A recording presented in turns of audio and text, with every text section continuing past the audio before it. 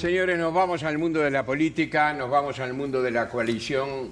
En este caso vamos a estar recibiendo a una figura muy importante dentro de Cabildo Abierto, nada menos que la candidata a la vicepresidencia, la doctora Lorena Quintana. ¿Qué tal, doctora? ¿Cómo le va? Muy Bienvenida. bien, muy bien. Un gusto para mí, de verdad, estar acá con ustedes. Gracias. Igualmente de recibirla. Vamos a hablar un poco de su militancia política. Concretamente, vamos a ver por dónde entró la política en su vida. Bueno, la realidad es que de niña mi mamá era pachequista. Pacheco es 123, se escuchaba en mi casa todas las mañanas. Sí. Porque éramos 5 hermanos, pero nos tiraban a todos para el fondo para usar el primer cuarto delante como comité. O sea que vengo desde niña en esa situación tan así que yo no quería saber nada con la política. Le decía a mi madre, no me vayas a nombrar cuando ella hablaba, lo que le pasa a mi hijo ahora, ¿no? Cuando ella hablaba de algún tema político. Y después nunca más, no milité nunca en política, apenas si me enteraba quiénes eran los candidatos. ¿Y a quién votaba? Votaba a la derecha, generalmente votaba al Partido Colorado por mi mamá, en la última voté al Partido Nacional, en la última voté a Cabildo Abierto, en la anterior voté al Partido Nacional, pero no me interesaba, no quería involucrarme. Soy médica, trabajé siempre en la asistencia y sí pasaron algunas cosas en Uruguay que me generaban como... ¿Cuáles? La regulación del mercado del cannabis, sin duda. Yo venía de trabajar con personas con consumo de sustancias en situación de calle, donde el inicio te contaban que el inicio era el cannabis. Yo venía de trabajar acompañando a personas en el Policlínico de Adicciones a un proceso de tratamiento con toda la situación dolorosa y difícil que eso es, ¿no? Acompañando a familias. Te diría que empecé acompañando a los padres que venían a pedirte ayuda por el hijo y terminé con los hijos diciéndote que el padre estaba en la calle, ¿no? O sea, y cuando vos ves que el país decidía regular el mercado de cannabis, para mí era una locura, era todo lo contrario a lo que habíamos logrado con tabaco. Con tabaco me saco el sombrero. En tabaco, cuando vos querés lograr disminuir los consumos en el país, tenés dos elementos. Uno, la percepción del riesgo.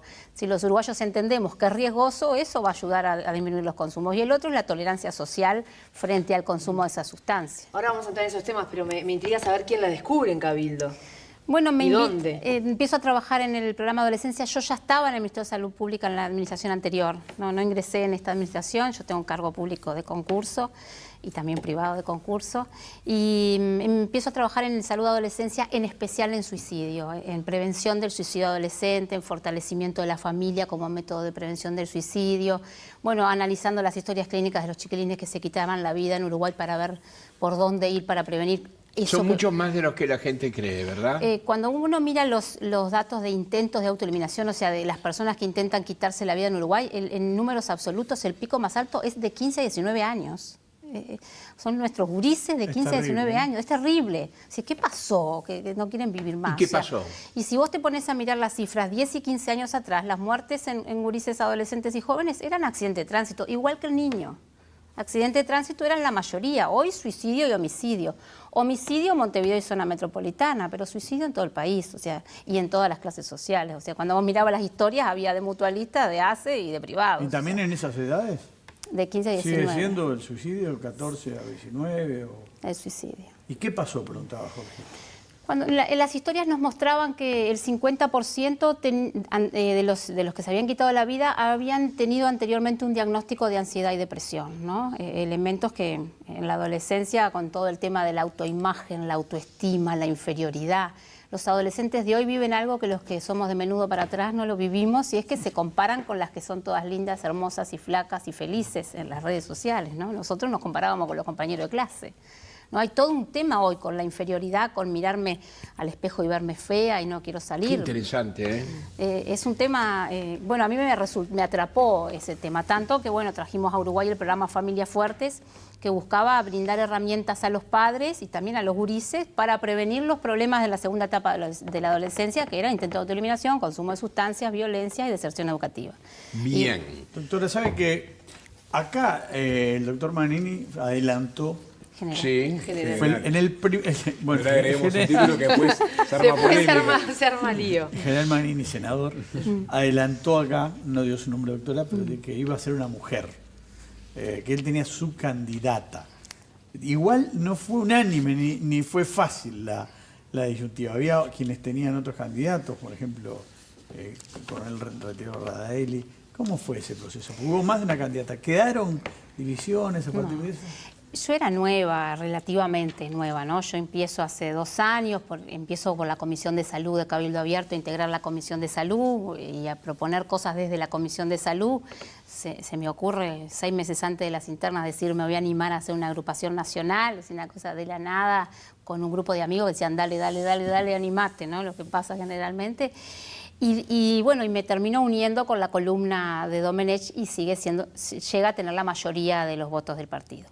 A mí Manini me cita, me dice que era una posibilidad que yo fuera una de las personas elegidas como candidata a vicepresidente y que la situación era que habían 4 temas que Cabildo Abierto iba a priorizar: seguridad pública, el tema de la deuda y la usura, ¿no? Un tema que Cabildo Abierto viene trabajando, adicciones y familia. Y adicciones y familia es en lo que trabajé toda mi vida. Entonces él entendía que nos complementábamos para llevar adelante esos 4 temas, pero que había que ver si teníamos el voto necesario en el Congreso.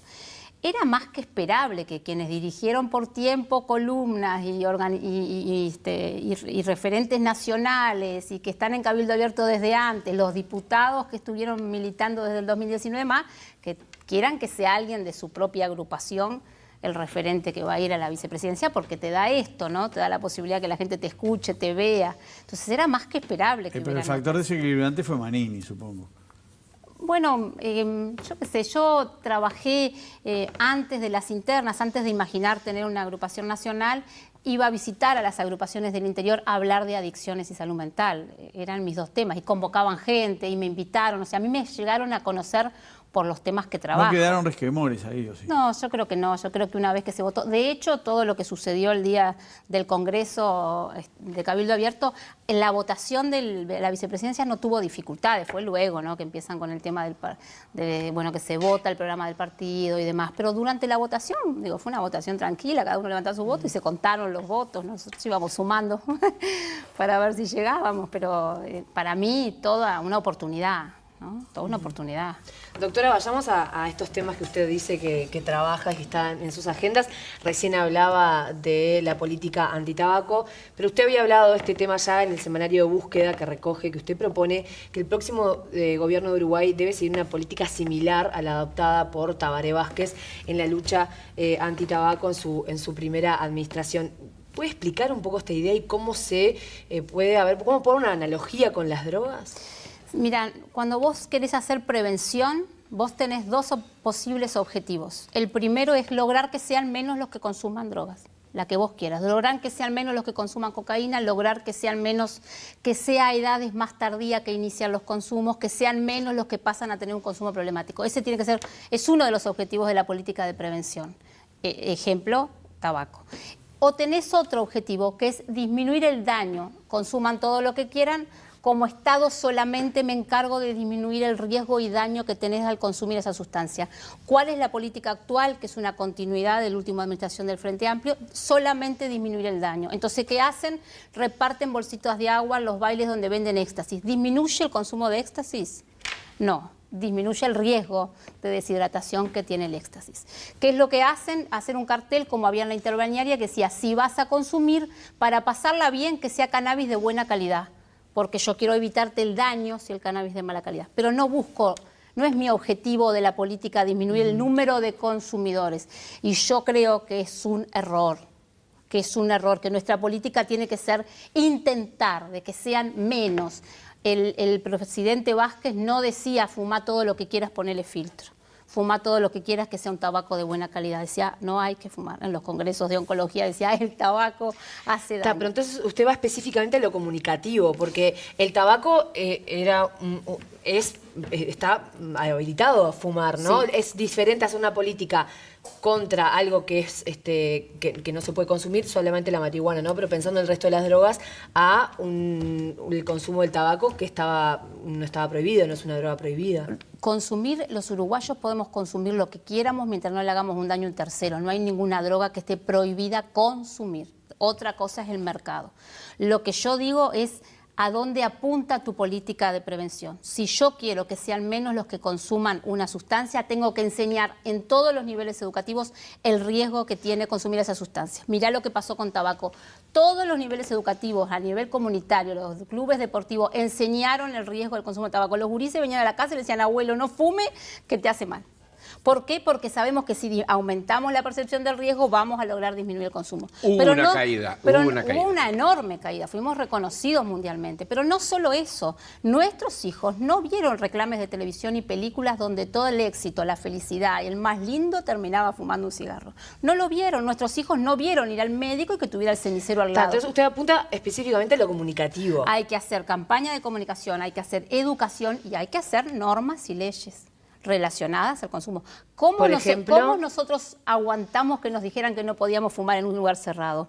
Porque primero se enseñó de que si yo fumaba en un lugar cerrado te hacía daño a vos. Una vez que lo entendimos, vos me venías a decir a mí, no fumes acá que me haces daño. Entonces luego se puso la normativa de no fumar en el lugar cerrado. Entonces, ¿qué hicimos con cannabis? Todo lo contrario. Está, pero sacando el cannabis, ¿cómo puede traspolar esto a, por ejemplo, el consumo de la cocaína? ¿Cuáles son las sustancias más consumidas en Uruguay? Cocaína, cannabis, alcohol. Las más consumidas, hagamos la educación en todos los niveles del riesgo de estas sustancias. Limitemos la propaganda de estas sustancias. Nuestros hijos no vieron que el éxito era fumar. No vieron que hacerte hombre. Pero no hay, Empezar no hay propaganda de la marihuana ni de la cocaína. ¿Qué pasaron en el noticiero? La cara feliz de la gente haciendo la cola para entrar a la farmacia. ¿Y sabes qué? Nuestros hijos hoy no miran la televisión y los reclames. Pero eso fue un informativo. Miran los Eso youtubers. es información, no es publicidad. Sí, de las previas. Pero- Mira los youtubers. Quiero ordenar un poquito. Hay una propaganda que es la que miran nuestros hijos, que son los youtubers que te enseñan cómo preparar, cómo fumar, cómo Pero esos plantar. son privados. No digo, deja de estar al alcance de la vista de todos nuestros ¿Cómo gurises. normativamente qué se podría hacer? Porque el cannabis hoy día no se puede, al igual que el tabaco, no se puede fumar en lugares cerrados. Se expende con digamos, un envase que pone los daños que causa. ¿Qué otra normativa Más o se menos, no depende del podría daño que causa el agregar envase. para, digamos, disuadir aún más de la gente que no La fume? primera, educar del riesgo. Y mira lo que nos pasa en Uruguay. Primero que nada, muy poca gente sabe que el cannabis puede causar cáncer de testículo, esterilidad en el hombre, infecciones respiratorias por hongos, psicosis, iniciar patología psiquiátrica, que no te permite aprender, que no te permite estudiar, y si tenés un chiquilín con un nivel intelectual alto, lo disminuye. Pero si eso es tenés un gurí comunicación, lo que se llama con ahí, un por eso. nivel Claro. intelectual bajo, lo eliminás. Y el síndrome A motivacional, dos graves problemas en la adolescencia, la motivación y la capacidad de aprender. El único capital que tienen muchos de nuestros adolescentes es estudiar, la única posibilidad que tienen de cambiar donde nacieron. Doctora, es interesantísimo este debate y está bueno lo que usted propone y vuelvo a puntualizar el tema de la analogía y habla de prácticas puntuales, ¿no? Sacando lo comunicativo, ¿a dónde apuntaría? Usted habla, por ejemplo, de los youtubers, ¿no? Supongamos que un youtuber también hoy puede mostrarse fumando un cigarrillo, eso no está prohibido. Mirá, ¿Prohibiría a cualquier vos youtuber ves que el pueda ómnibus, mostrar armándose, el por ejemplo, un cigarro de ómnibus marihuana? en Montevideo paseando con la hojita de marihuana diciendo que hay un hermoso congreso pro cannabis. Eso lo prohibiría, Por supuesto, ejemplo. como con ¿Qué otras tabaco. cuestiones Lo que también? pasa es que vos para poder llegar a hacer la prohibición, primero tenés que hacer educación. Porque si no haces educación, es lo mismo que pasó con tabaco. Nosotros entendimos que era importante no fumar en un lugar cerrado, porque primero nos educaron del riesgo que había fumar pasivamente. Entonces lo mismo es con cannabis. Con cannabis no se hizo educación. ¿Y sabés qué es lo peor que nos pasa con cannabis? Que los estudios que hay del riesgo del consumo son hechos con dosis de THC de 3, del 4%. Y hoy tenemos 20%. Sí, igual están en estudio Ni, esas ni también. siquiera sabemos el riesgo que están enfrentando y lo vendemos en farmacia. Está bien, y disculpe que sea reiterativa, la pero pasta usted- de diente tiene que pasar por una cantidad de controles y estamos Usted vendiendo sigue cannabis. puntualizando en el tema de la comunicación y la educación, que entiendo el punto. A lo que voy es cómo el día de mañana, si Cabildo Abierto está a cargo de esta política, además de la educación, además de lo comunicativo, ¿cómo va a profundizar esta transformación que usted Mira, dice? nosotros sabemos que cuando no hay una causa única para algo, por ejemplo las adicciones o los problemas de salud mental, tenés factores de riesgo y factores de protección. Vos tenés que potenciar los factores de protección y disminuir los de riesgo. El primer factor de protección hasta los 14 años es la familia. Cuando hay un estudio en Montevideo, consumo de cannabis, 17 años, que dice que si hay una familia atrás, que sabe dónde está el hijo, quiénes son los amigos, ¿no? Y tiene una comunicación con su hijo, el consumo de cannabis es 6 veces menor. Entonces, uno de los puntos es fortalecer la familia, brindarle herramientas a los padres para que tengan una buena comunicación con sus hijos, que sea capaz de demostrarle amor, de ponerle límite, de tener una buena comunicación. La otra es generar oportunidades. Un chiquilín que tiene oportunidades educativas, laborales, deportivas, artísticas, que es parte de un grupo, que tiene una meta, que tiene un sueño, es mucho más difícil que tenga un problema por las adicciones. Los países como Islandia, me dirán, son rubios y bailan el vals, pero los países como Islandia, que logran, su meta es familia, comunidad y oportunidades, no tienen los problemas que tenemos nosotros ni con consumo ni con el Quintana, narcotráfico. tenemos muchos temas para desarrollar. Hay muchos puntos en el programa de Cabildo Abierto que está bueno abarcar. Proponen, por ejemplo, el salario maternal para la mujer que al tener su tercer hijo prefiere renunciar a su trabajo y quedarse en el hogar para su mejor crianza. Es parte de un paquete pronatalidad que propone Cabildo Abierto en estas elecciones. La primera que le pregunto sintéticamente es de cuánto sería ese salario que están pensando. Y después la otra, si quiere, se la hago a continuación. Bien. Cabildo Abierto entiende que el problema de la natalidad es un problema grave, que no podemos mirar para el costado, que si nosotros seguimos en esta situación, la especie en vías de extinción son los orientales, ¿no? Porque cada vez nacen menos, se sorprendieron porque habían 6.000 niños menos en la educación este año, van a haber menos el año que viene y muchos menos el otro. Entonces, un tema que hay que abordar de alguna forma es que la natalidad no siga en descenso y en caída en picada como viene en Uruguay.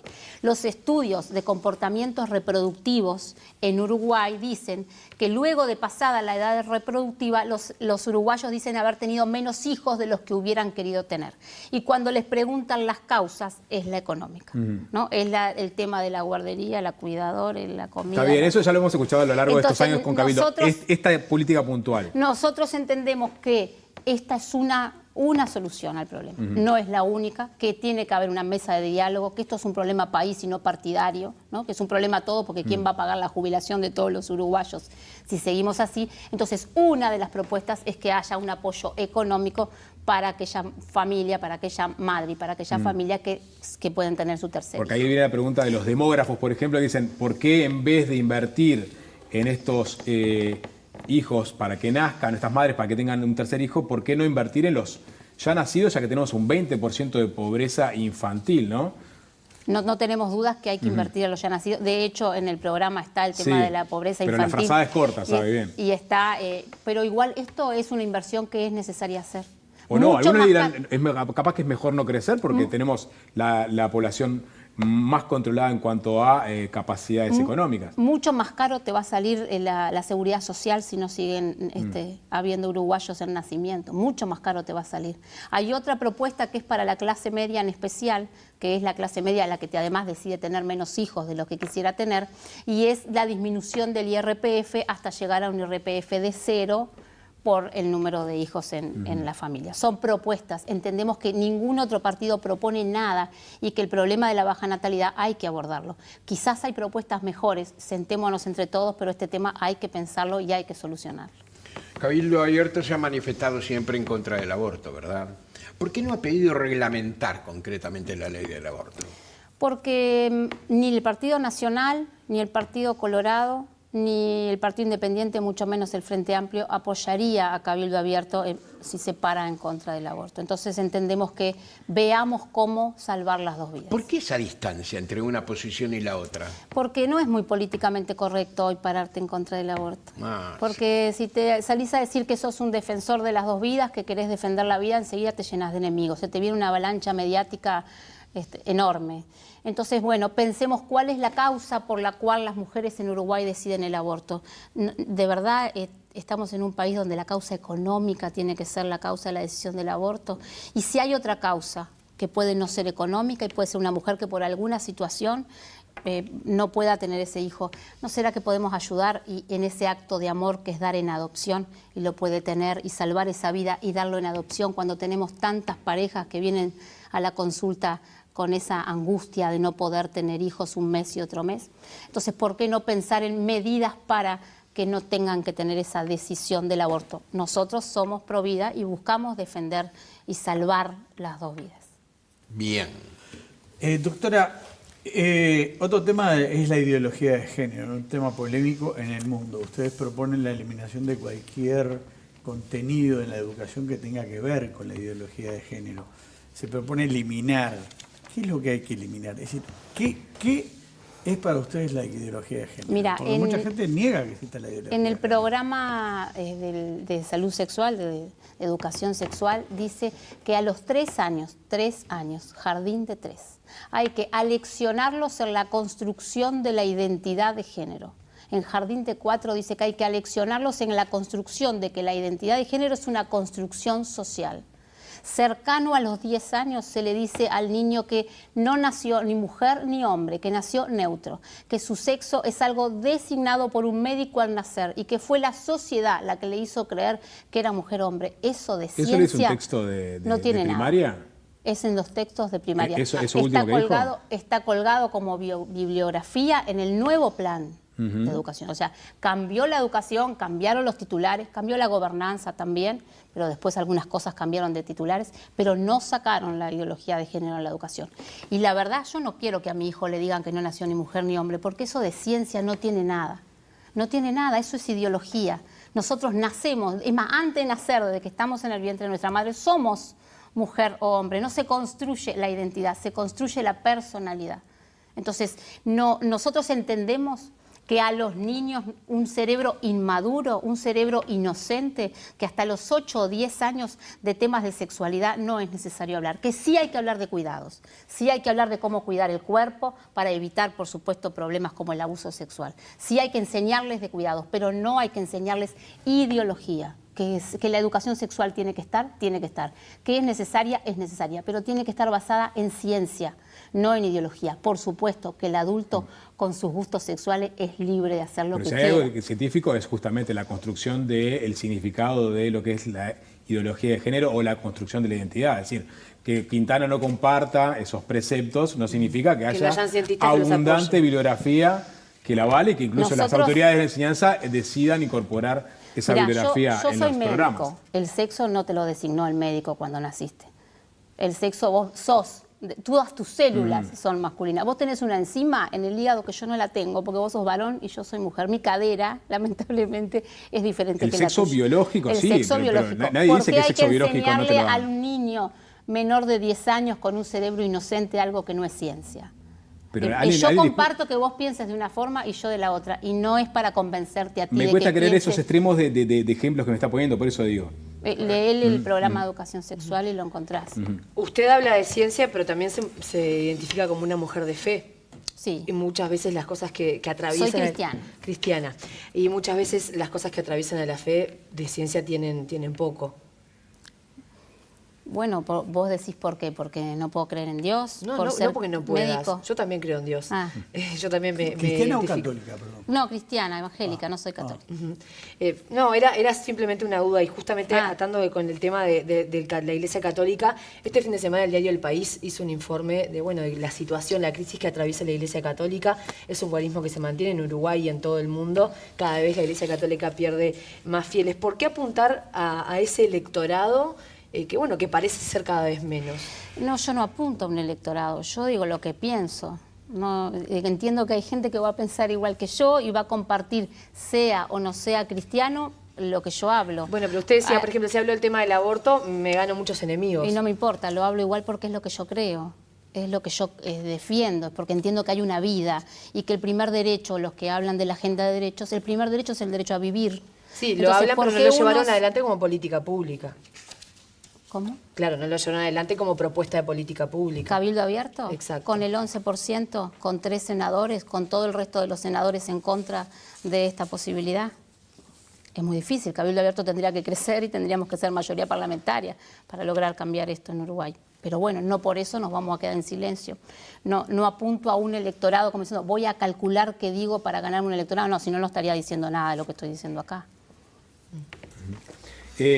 Otros temas, hay muchos temas en el programa. Ustedes, por ejemplo, hablan de plantea la necesidad de aumentar el número de médicos especialistas para que la población no tenga que esperar meses para ser atendida. Esto lo dijo concretamente el general Manini en la presentación del programa, ¿no?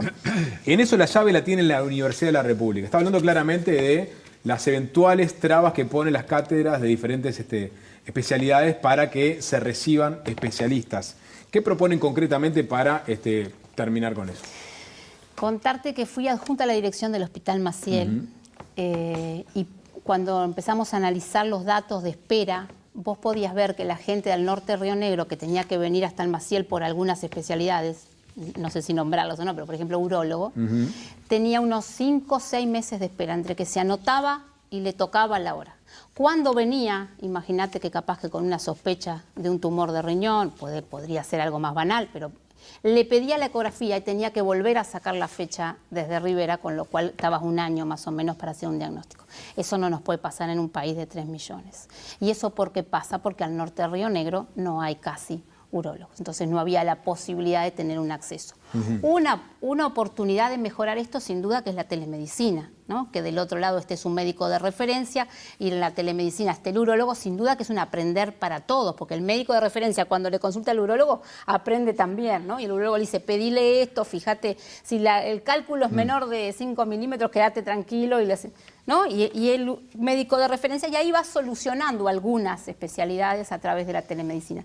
Quizás hay otras que no. Entonces, ¿quién decide cuántos especialistas de cada especialidad se forman cada año, ingresan a la residencia? Es la Universidad de la República. También está la presión de los gremios, ¿no? Pero Por perdón, supuesto. pero ¿qué harían concretamente? Algunos no se resuelven desde hace muchos años y hubieron médicos ¿Qué harían presidentes. concretamente para que las cátedras abran la cantidad de Nosotros egresados? entendemos que hay que ayudar, porque es verdad que a veces hay algunas especialidades que para poder formarse en Artigas, para poder formarse y tener un especialista en Salto, necesitas tener docentes, ¿no? Hay una cantidad de cosas que también hay que ver cómo se pueden subsanar. Hoy tenemos las clases virtuales, ¿no? Hay una cantidad de cosas que hoy se pueden acceder. Entonces, es ver qué necesita la Universidad de la República para que el número de especialistas que se formen lo decidamos con la necesidad del país.